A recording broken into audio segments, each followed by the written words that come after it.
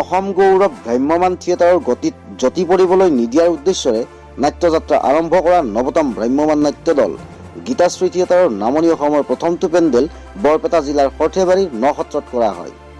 নসত্ৰ sports ক্লাবৰ সাহায্যাৰ্থে মাত্ৰ 3 নিশাৰ বাবে আমন্ত্ৰণ কৰা হৈছিল গীতাশ্ৰী থিয়েটাৰ।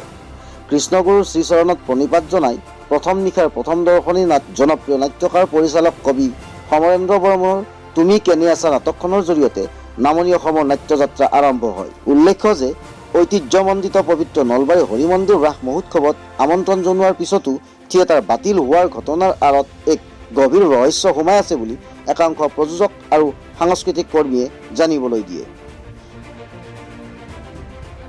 গীতাশ্ৰী থিয়েটাৰৰ অভিনেতা দুগৰাকীমানৰ মনৰ কথা জানি লওঁ আহকচোন। আমাৰ নলবাৰী ৰাসত আছিলে আমাৰ গীতাশ্ৰী থিয়েটাৰ, চুক্তিবদ্ধ হৈছিলে।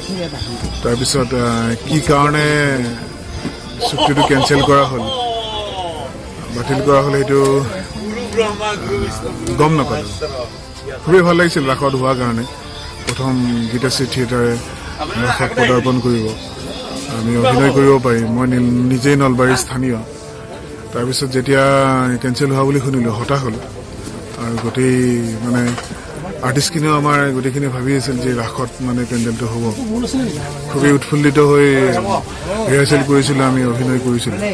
তাৰপিছত যেতিয়া নহ'ল তেওঁলোকেও হতাশ হৈছে আৰু এক প্ৰকাৰ মোকেই কৈছে যে নলবাৰী কি দিব, নলবাৰী কিয় কেঞ্চেল হ'ল, হ'ব নালাগিছিল। নলবাৰীৰ নিচিনা এখন মানে সাংস্কৃতিক পৰিৱেশ থকা ঠাইত থিয়েটাৰ এখন মানে কেঞ্চেল হোৱাটো বৰ মানে পৰিতাপৰ কথা। তেতিয়া মই অলপ লাজ পোৱাৰ নিচিনা হৈছিলোঁ। কি কাৰণে কেঞ্চেল হ'ল কিন্তু নাজানো, কিন্তু থিয়েটাৰখন হোৱা হ'লে মানে ভাল লাগিলে হয়। ৰাইজেও ভাল পালে, ৰাইজেও আশা কৰি আছিলে এইবাৰ এখনেই থিয়েটাৰ। থিয়েটাৰখন আজি নামনি অসমলৈ প্ৰথম আহিলোঁ আমি মৰিগাঁও ডিষ্ট্ৰিক্টৰ পৰা। এইটো আমাৰ 4 নম্বৰ পেণ্ডেল সত্ৰ কৃষ্ণগুৰু আশ্ৰমত আজি আমাৰ প্ৰথম দৰ্শনী শেষ হ'ল। খুব ভাল লাগিলে। আমাৰ সৌভাগ্য কৃষ্ণগুৰু আশ্ৰম এনেকুৱা এডোখৰ পবিত্ৰ জেগাত নাটক কৰাৰ সৌভাগ্য হ'ল আৰু ৰাইজৰ সঁহাৰি পাইছোঁ। আমি আশা কৰিছোঁ বাকী থকা 2-3 ৰাইজৰ বিপুল সঁহাৰি লাভ কৰিম। সকলো আহিব আমাৰ নাটক চাবলৈ। কৈছিলোঁ আমাৰ বেনাৰ পোষ্টাৰো ওলাল বা সামাজিক মাধ্যমতো ওলাইছিলে, নিউজ চেনেলতো দিছিলে আমাৰ নলবাৰীত ৰাস হ'ব, ৰাসত আমি থিয়েটাৰ কৰিম। কিন্তু দুৰ্ভাগ্য কি হ'ল ক'ব নোৱাৰোঁ।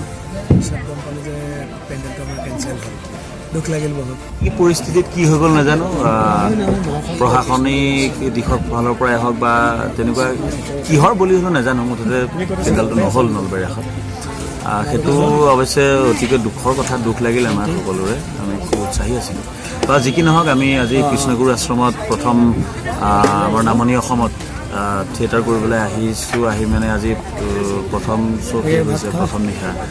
গতিকে দৰ্শকৰ আমি সঁহাৰি ভালেই পাইছোঁ আৰু ছাপোৰ্ট পালোঁ, ইয়াতো পাম বুলি আশা কৰিছোঁ। আজি প্ৰথম নিশাতে তাৰ প্ৰমাণ পাইছোঁ। গতিকে অন্তৰিকতাৰে ধন্যবাদ জনাইছোঁ আৰু যোন আছে আহক, সকলোৱে চাওক, আমাৰ যাত্ৰা পথত সকলোৱে আশীৰ্বাদ কৰক। কুলদীপ কাশ্যপৰ প্ৰতিবেদন, প্ৰতিবেদক live, comment, share and subscribe please.